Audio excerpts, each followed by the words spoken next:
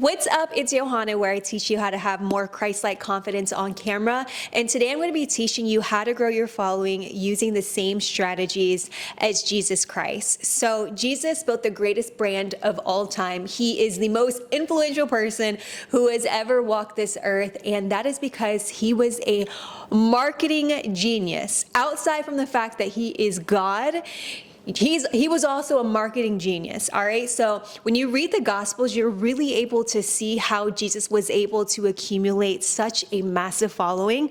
And today we're going to talk about it. So without further ado, let's get started. So first things first, Jesus was able to gain a massive following because, wait for it, Jesus was consistent. He actually showed up. And not only that, Jesus pretty much showed up every single day. Not only was Jesus so consistent, he was in multiple places all in a single day. And the way that that translates today is, if you are not actually on foot with your audience, then you need to be where they are in the digital space.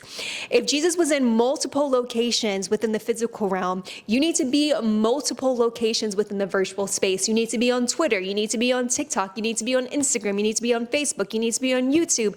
Not only that, you need to be posting on your stories, you need to be in their DMs, you need to be in the comments. You need to be at many places at once, and that's exactly how Jesus was able to gain such a massive following. For example, in the book of Mark, chapter 1, we see Jesus in many locations at once. We see Jesus in many locations all in the same day. So number one, he starts in Capernaum at a synagogue teaching in the morning. Right after that, he casts out a demon. Right after that, he heads to Peter's house to heal Peter's mother-in-law. The Bible says when evening time came, he went to heal all those who were sick and he cast out demons. And in the very next day within the morning, he was spending time with his father praying. The disciples ended up finding Jesus. And instead of Jesus saying, "Bro, I'm too tired, let's take a break," he says, "Let's go to the nearby towns and villages to preach the gospel. This is why I have come." And the reason why you may not be growing or seeing any traction right now is because you're afraid to show up. You're afraid to post. You're afraid to put that thing on your story. You're afraid to hit upload. And sis, you're never going to grow a following if you're just afraid. You have to be bold and you have to be consistent. So one of the best ways in which you're able to grow your following in 2026 is, sis, you need to be consistent. Let's head over to number two. Number two, you're going to have to show value. You are actually going to have to be a value to your audience. People are not going to follow you just because you have a pretty face. They're going to follow you because they either are entertained by you, you're educating them on something, you're inspiring them, you're motivating them, they find you funny. Whatever it is, you're going to have to give them something in exchange for them following you. For example, Jesus was consistently giving value. Everywhere you look within the Gospels, he was either teaching or healing or raising someone from the dead.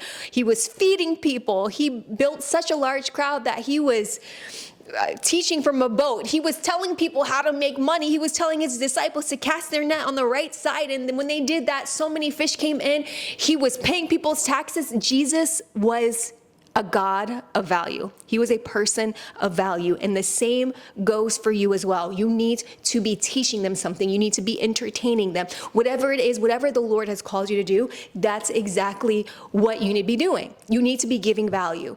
Right now, you're listening to me right now because I'm teaching you something. I'm giving you value. You're not just going to be listening to me for no reason.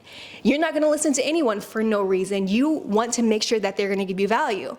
And that's what you need to do as well. When you give value, people naturally follow. Let me break this down. In Matthew chapter 4, verse 23, it gives the exact formula. It says, "And Jesus went about all Galilee, teaching in their synagogues, preaching the gospel of the kingdom, and healing all kinds of sicknesses and all kinds of diseases among the people." All right, in Matthew chapter 4, verse 23, we see Jesus giving value. He was teaching, he was healing, and he was casting out demons. Let's go literally to the next verse.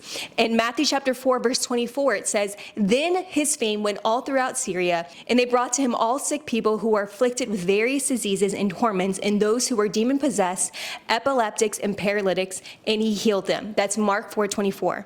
First step, he's giving value. Second step, news about him spread. That's when he's going viral. And in Mark chapter 4, verse 25, the very next verse, it says, great multitudes followed him from Galilee and from Decapolis, Jerusalem, Judea, and beyond the Jordan. So that's exactly what happens. You give value, news about you spreads to other people, and then people follow you. And Jesus understood this formula. And if you want to be able to grow your following on social media, you're going to have to do that too. Number 3, this is probably one of the biggest ones. You're going to need to learn how to handle criticism well. One of the main reasons why you may not be showing up on social media right now is because you are afraid of the criticism. You are afraid of what the people from high school may say. You are afraid of what your family may say. You're just afraid of what the strangers will say.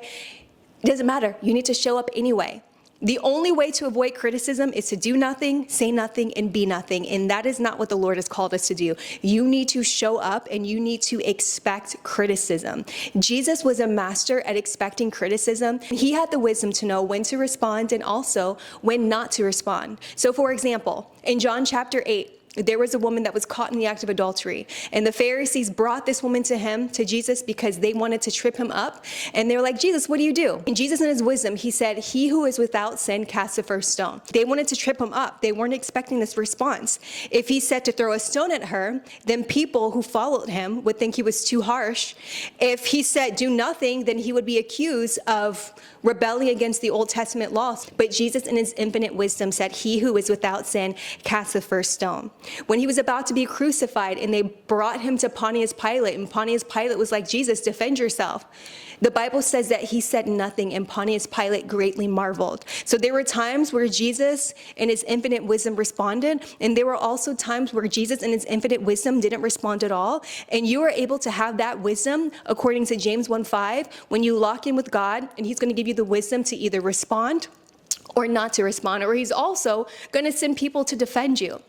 So you cannot be triggered by comments. You cannot be threatened by people's opinions of you, because the more that you grow, the bigger the platform that the Lord gives to you, the more the critics are going to come. And you just absolutely have to expect that and just continue to roll with the punches. We are in a spiritual battle, and the only thing that you can do is armor up. So continue to post. Be prayed up, and just know that the Lord is going to be with you wherever you go.